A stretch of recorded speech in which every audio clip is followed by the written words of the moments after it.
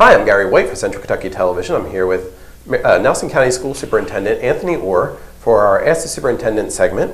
And we have a few different topics going on. There's going to be some changes coming up for the beginning of the year with the Nelson County School Board. We're going to talk about that. Some individuals who have been part of the school board for a long time are going to be rotating off, and then we have some new ones coming on.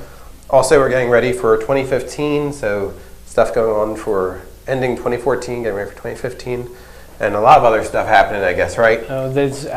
Things are going smoothly, but there will always be a lot happening. I know you're right. We've got 2 board members that are rotating off, and their last board meeting will be the 16th of this month, December.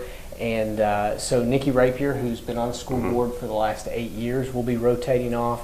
And he's our numbers guy. He's the one that always wants to see the spreadsheets, always pores over the accounting details, and so he will definitely be missed as a real integral part of that school board team.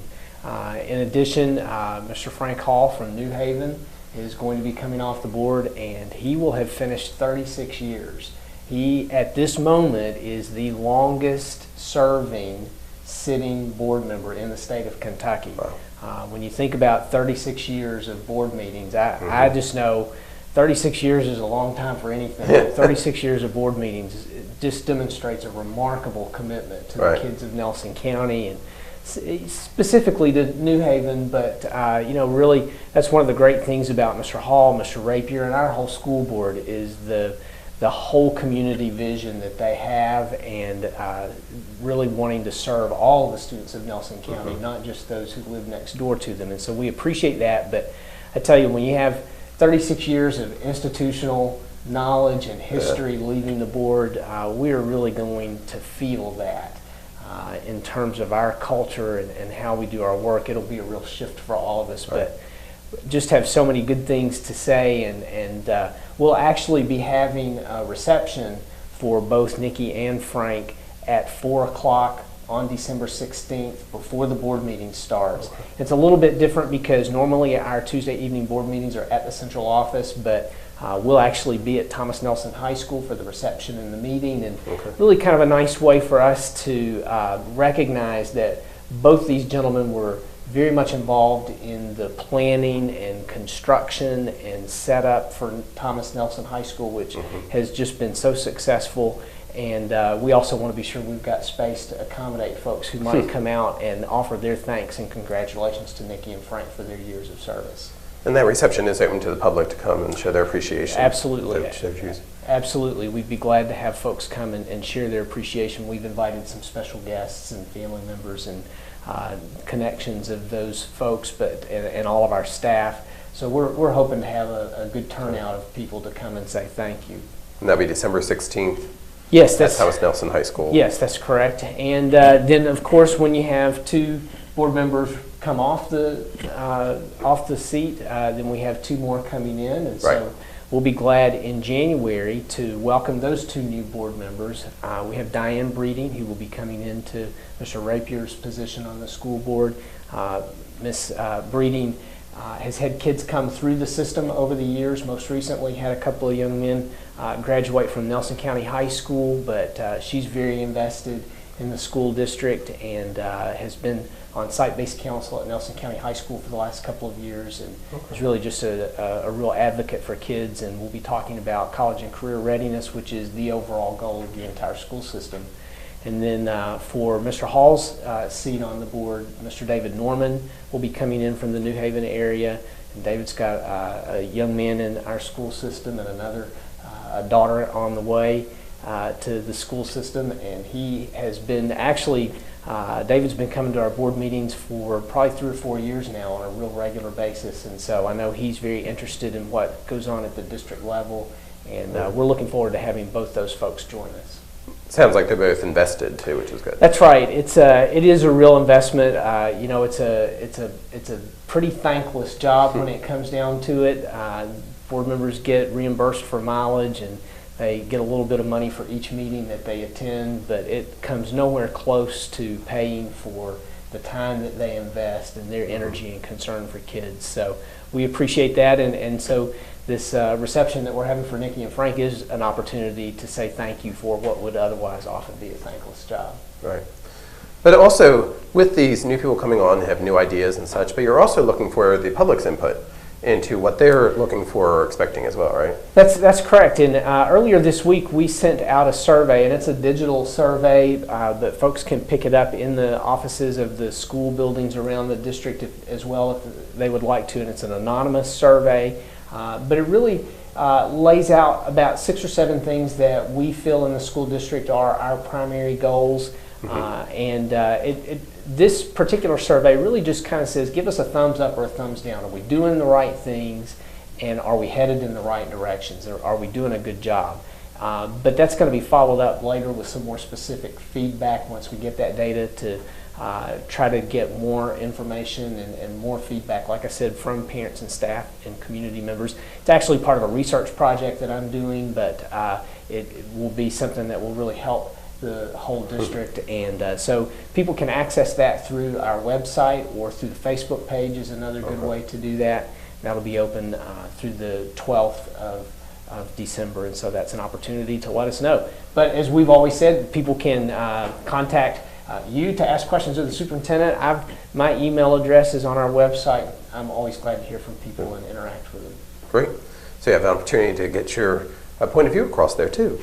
Now, as we said, it's December, so the school year is coming to an end, but we get to start up all new again in January, right? That's right. With the holiday break, the last day of the semester really is December 19th, and we'll have a couple of weeks off. We'll come back on January 5th.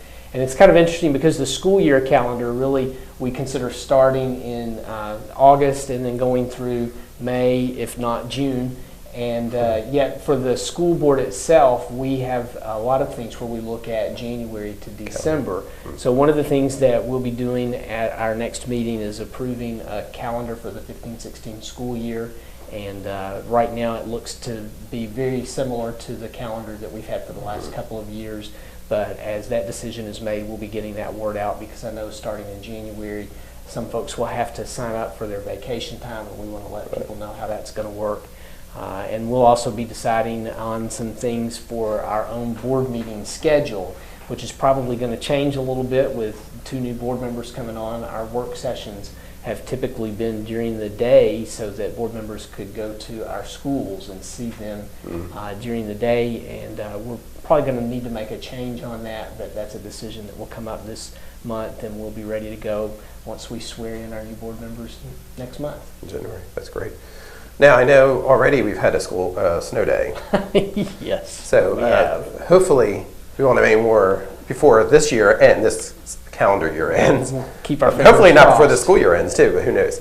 But do you have some days already allocated in the upcoming months? Yes, we do, and anybody can go to our district website to see the calendar that we have for this school year, but we've got about 3 or 4 days through the course of January, February, March where we can make up snow days as we need to. One of the things that we'll be looking at, and it's always tough, that snow day that we had earlier this year was one where the snow was really coming right at that time when buses would be picking students up, and so there were projections that we could have 1 to 2 inches. Obviously we got much less than that. So we kind of had to play a guessing game. One of the things that's different about the attendance law for students this year, and it comes out of the snow day issues that we had last year, is that if we bring kids to school, it counts as a school day.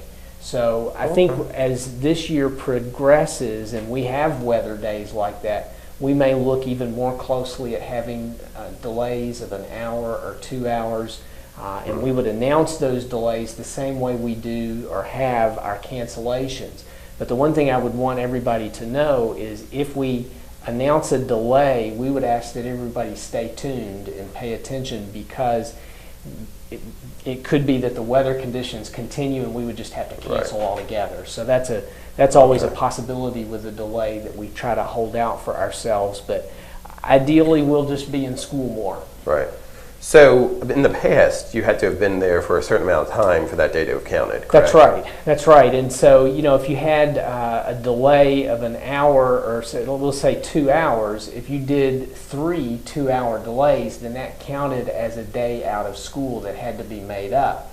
Okay. Now with the new changes to the law, if we have 3 2-hour delays, we can still count each of those 3 days toward our instructional total that would be required for the school year. So it gives us a little more flexibility in terms of accruing the instructional time. Also gives us a little more flexibility to say, you know what, we're going to hold off for a couple of hours and see how the roads do before we make that final decision to close the school or keep it open. Okay, well great. So stay tuned, see what happens. It's always more excitement than it should be. Hopefully you won't have to worry about it much. Yeah, that would be great. Again, I've been talking with Nelson County School Superintendent Anthony Orr, and the end of the last day for now will be December 19th. That's correct. And remember, December 16th, there will be a reception for the outgoing board members, so you can come on out to Thomas Nelson High School for that, and the meeting's at 4 o'clock. The reception is at 4 and the meeting follows at 5. Great. So this has been Gary White for Central Kentucky Television. Thank you very much. Thank you.